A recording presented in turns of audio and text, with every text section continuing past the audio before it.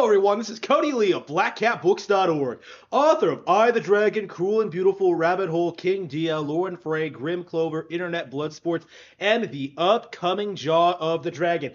And I have finally gotten to the point in Xenoblade Chronicles 3 where I can say that Juniper is not non-binary or whatever the fuck that game journalists were trying to push. I regret that I didn't make a video on this topic like immediately after it came out, because this was a pre-release kind of thing where a game journalist somewhere decided to make something up about a particular character.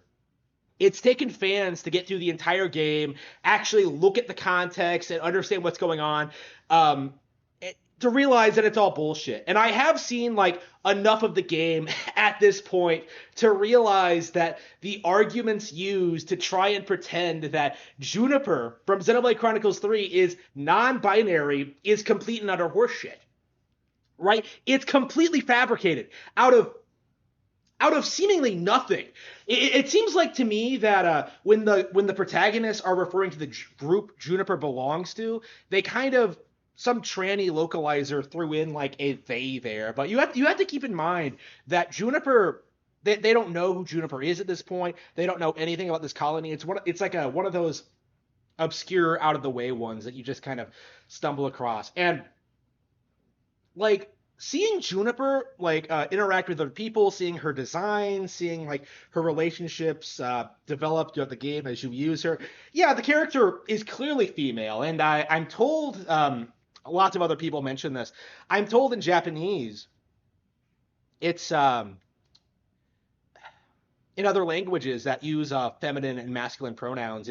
It's even more obvious, right? Right? It's just like the shiver thing. It's just like the Bridget thing. Like this seems to be the new trend for game journalists, right? Is just claim that an obscure Nintendo character or an obscure video game character is gay, trans, or in this case, non-binary, even though there is absolutely no evidence to support it. And the interesting thing about Juniper is that, like, although there was like a push among the community to push this narrative that Juniper was non-binary, it seems to be a thing that like the community is actively pushing against. Unlike with the Bridget thing, it seems like most Xenoblade players are just like, no, whenever this is brought up. I just saw a video on the topic, and I just scrolled down the comment section. There were a handful of people bringing it up, but they were getting BTFO. I personally BTFO some people. Like, it's really interesting to see just how quickly people pushed back against it. It really does feel like Nintendo, the Nintendo audience is less susceptible to this kind of thing than most other companies. I'm surprised. First of all, well, Xenoblade Chronicles 3 is based in Red Pill, right? It's weird that the SJWs would choose to go after Xenoblade Chronicles 3 in this fashion. Like, these guys are going to talk about, like, representation. Well, where's our harem representation, okay? Like, why am I not allowed to talk about how Rex is a Chad on Reset Era or NeoGAF, right? Apparently that image of like, Pyra, Mithra, and Nia holding all of his kids is banned there. I don't know. I don't know what's going on. But, like, it's like this, right?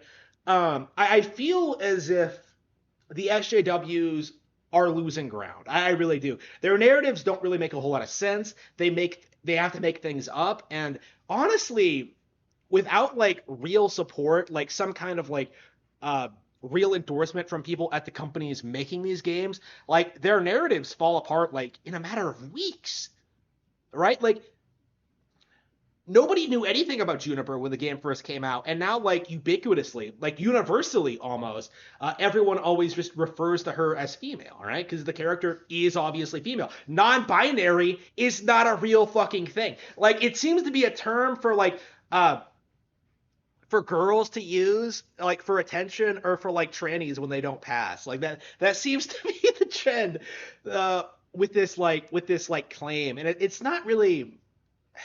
It's not going to go anywhere.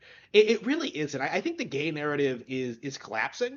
I think people are beginning to realize that like why the LGBT community is like causing problems for society and why it shouldn't be allowed and stuff like that. It is causing problems. Like people always argue that like what is people always try to say like how does allowing these people to do what they want cause problems, and we're seeing that now. We are seeing that now in society, in our entertainment, in our daily lives. It is a downward negative spiral that like the community just does not want to acknowledge. Like their lifestyle just does not work. Okay? Like no matter how accepted you are by the population, no matter how much your dicks are sucked by like corporations, the government, or like the people around you, like when all is said and done, you're just a dude in a dress who's accomplished absolutely nothing, who has nothing going for them, no prospects, no career, no kids, no future, right? You have absolutely nothing. Like this is the state they're in, right? They have to like latch themselves on to like fictional characters because their personal real lives are just so pathetic.